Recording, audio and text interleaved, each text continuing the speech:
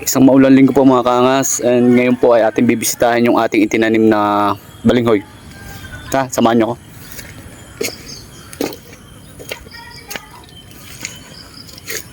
Ano po mga kaangas yung ating tinanim nung nakaraan. Meron ho siya uling tubong dahon agad. Mabilis ho kasi ho dahil ho puro lagi hong naulan. Eh di syempre, laging basa ang lupa. Ay lagi po nadidilig ang ating tinanim. Papakita ko sa inyo. Ayan po mga kaangas, oh. May tubo na po agad ang ating itinanim. Ayan.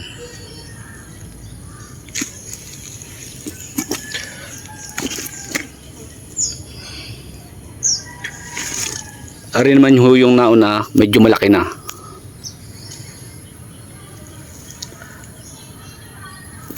At ari ho yung iba, yung mga pinakaunang tanim natin. Malalaki na din.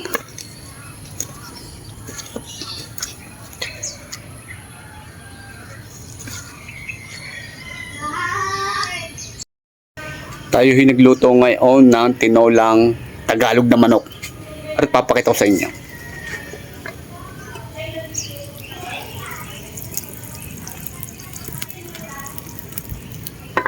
Yan ho ang ating tanghalingan ngayon. Tagalog na manok. Ngayon lang ulit makakatikim ng garnay.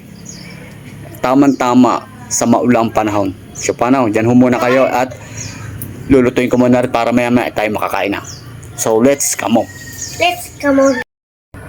Pakukulan ho muna natin na rin ng mga 1 oras para lumambot. Oh. Nakulo na ho. Ay. Madami tayong panggatong. Yan. Hari natin manok.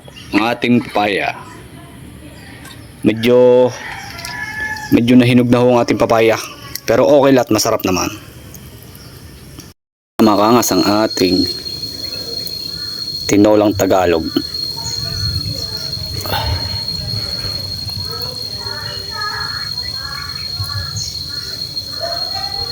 Ayos na mga kangas. Babanat na uli. In the bukid only. Let's come on. Pipitas lang tayo mga kaangas ng siling pasite para tayo may masarap na palagay sa ating sausawan. Ayan o. Uy. Siling pasite. Lalagay natin sa ating sausawan mga kaangas.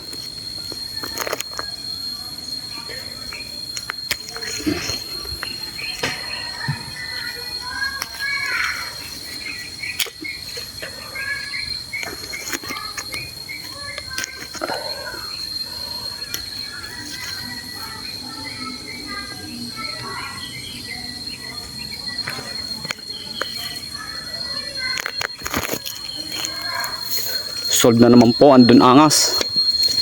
Babanat na po ulit tayo ng ating tinolang Tagalog na manok. So let's come on. Babush. In the bukid only, where you can find peace of mind. So let's come on. Babush.